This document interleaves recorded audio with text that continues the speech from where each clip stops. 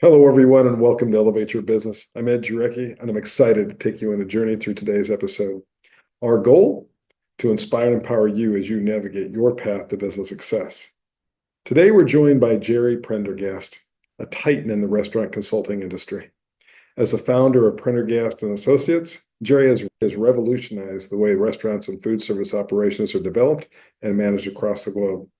With over 3 decades of experience, Jerry has overseen projects for some of the world's finest chefs and major clients like Disney and Marriott, bringing to life concepts that range from corporate developments to unique fine dining establishments.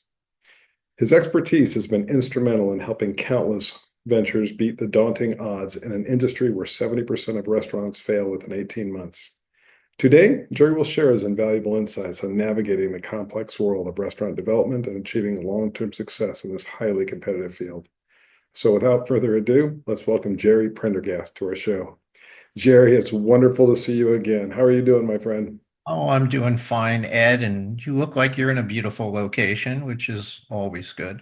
Yep. I was getting teased from not having actual photos of where I live. And so yesterday I took this picture. It's a beautiful day in Southern California also. It's a little cool. It's in the mid 60s, but the sun is out and it's just a gorgeous day.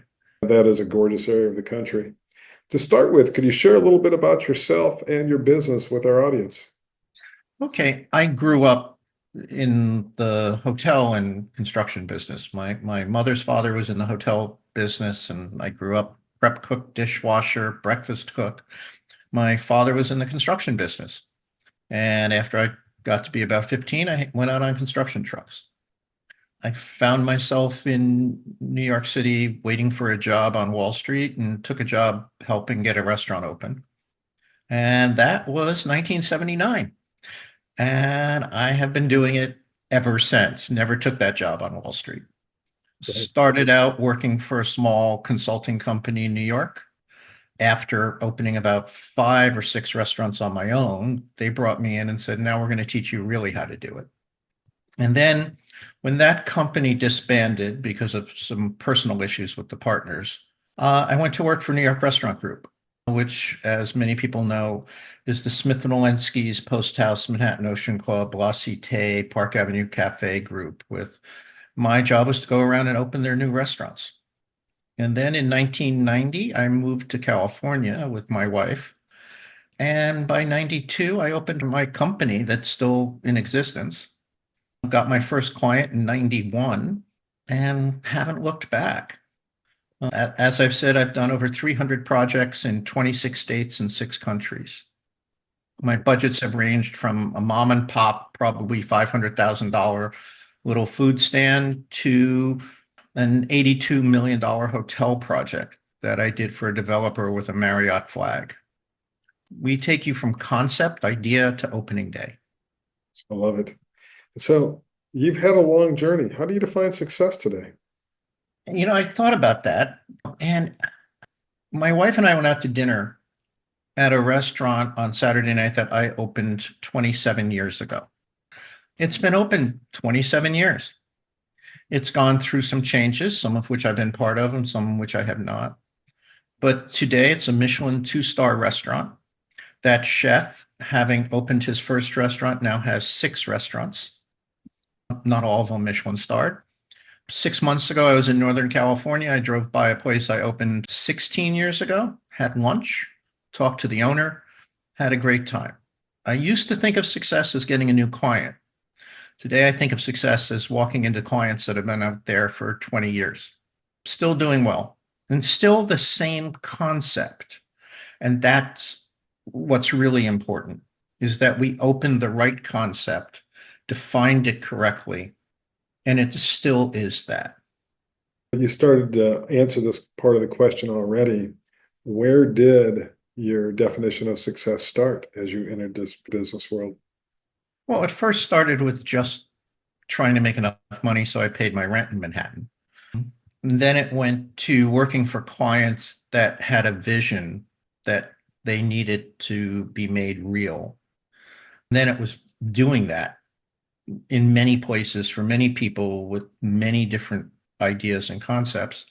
And now it's really looking back on those projects I've put together, knowing that I was a part of that project. I still love doing new projects that hopefully I'm not going to be around when they close. I love a project that I did 20 some years ago whose daughter is now running that project. So, yeah. So, out of curiosity, are there two or three key indicators of success that you could pass along for our audience that have similar interest or are actively working within this restaurant industry? Key to number one for my success is never believing I have all the answers. To me, it's a team of people. And I tell chefs and restaurant owners when we're putting a project together, and let's say they're looking for investors, and we're putting together their investment package with their accountant and with their attorney. I say, they're not investing in you. That investor who's putting money into your restaurant is not investing in you. They're investing in your ability to put a team together to make your vision a reality. So first thing I ask them is, who's your attorney? Who's your accountant? Then I start asking them, who's your designer? Who's your real estate person? Who's your general contractor? This is your first level team before you ever start hiring a sous chef or a maitre d' or a server or a busboy. It's that team that makes you successful. And it's the team of people I put together on a project that makes me successful. My kitchen designer that I hire, my project manager that I hire, those are the people that I entrust to carry out the development of that project. I'm not there every day. I'm not making every single decision, especially if I have 5 or 6 projects going on in different parts of the country or world. I have to hire somebody I can rely on. And the same thing with somebody opening a coffee shop in Denver. They need 3 or 4 key people that they can trust. If they're opening a fine dining restaurant in Miami, the same thing. It's having that team of people around you. So, extending that conversation to the next key question, which is these journeys are always wrought with challenges. What are one or two of those challenges and the lessons learned to pass along to our audience? I have a saying I tell people when they interview me about going to work for them. I say, if there's a mistake that could be made, I've probably made it. So is there one or two key things? There's one thing, and it's one thing that my uncle was a carpenter. So he used to always say, measure twice, cut once. And that I've remembered my entire life. And I've taken it to what my grandfather on the restaurant side would say, the 6 P's of running a restaurant. Proper preparation prevents piss poor performance. So clients are like, well, can we get the plans done in 90 days? Can we get a permit in 90 days? Can we start construction in 90 days? And I went, yeah, but we're not going to do that. Because I would rather spend 120 days or 180 days planning it correctly so that I don't have change orders, so I don't have to redefine my concept, so that the operation runs correctly. So I have a whole series of questions I ask clients, and some of the clients look at me and say, this is really silly.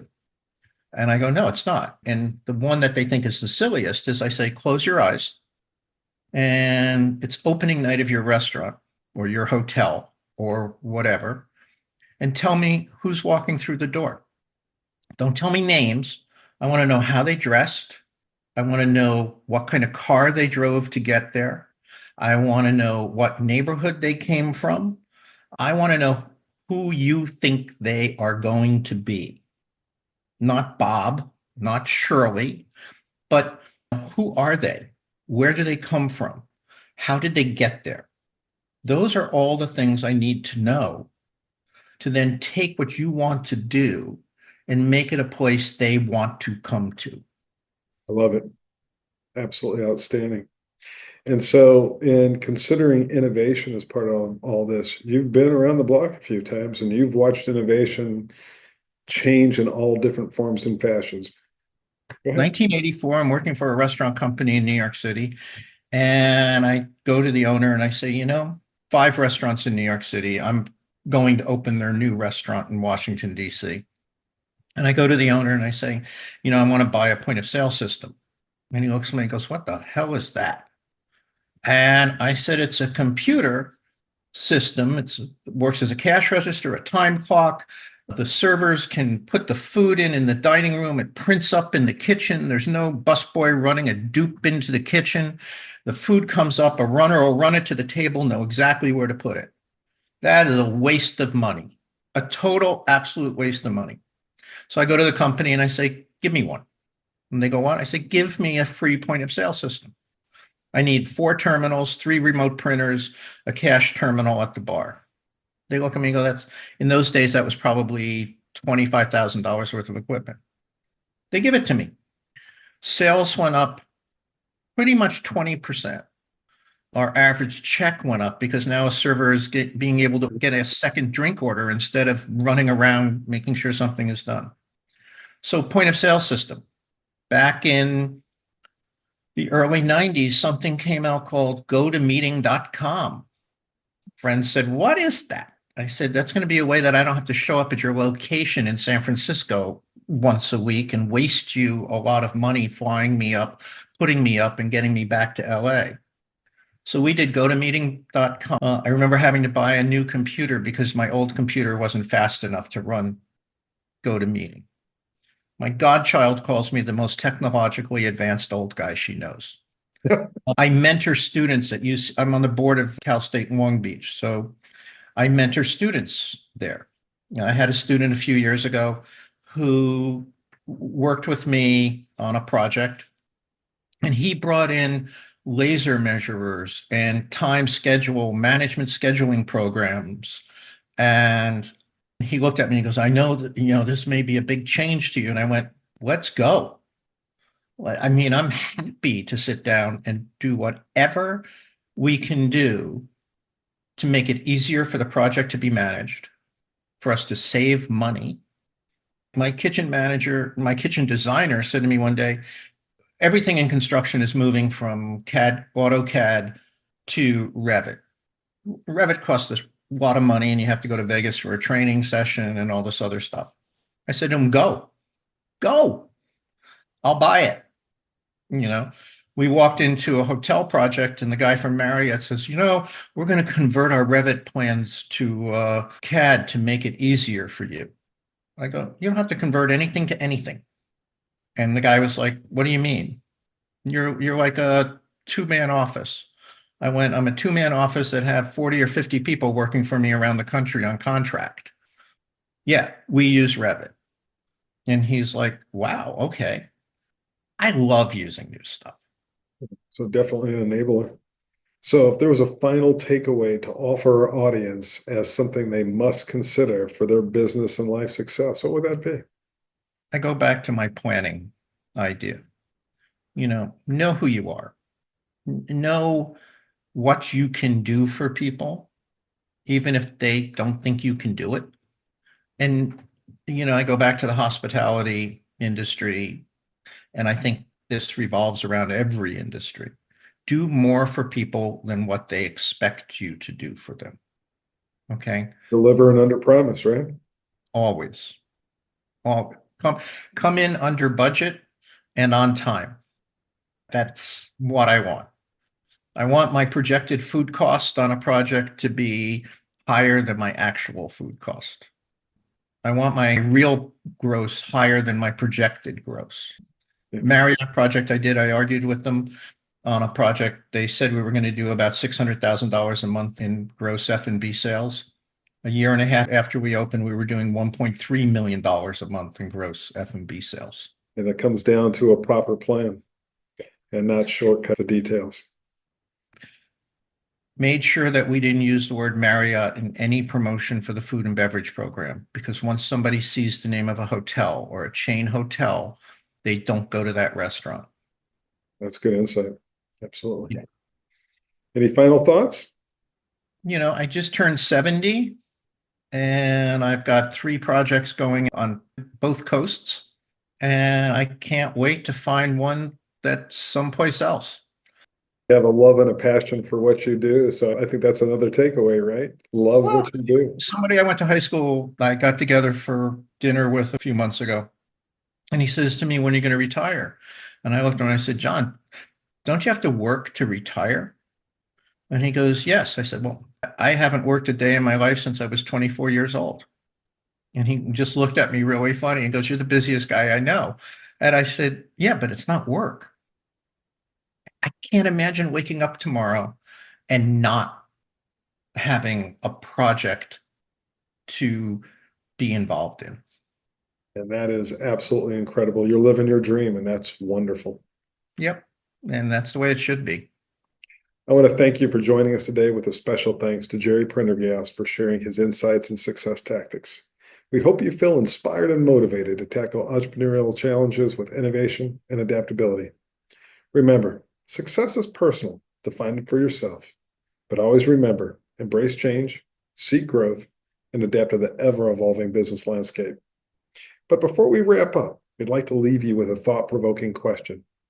What's the most critical factor you believe contributes to a restaurant's long-term success or long-term business success? How can aspiring restaurateurs incorporate it into their business plans? We encourage you to reflect on this question, perhaps even share your thoughts on social media using your episode hashtags. Thanks again to Jerry and to all of our listeners, and we'll see you next time as we continue exploring more stories from incredible entrepreneurs. Stay resilient, stay innovative, and have a wonderful day, everyone. Thanks, Ed.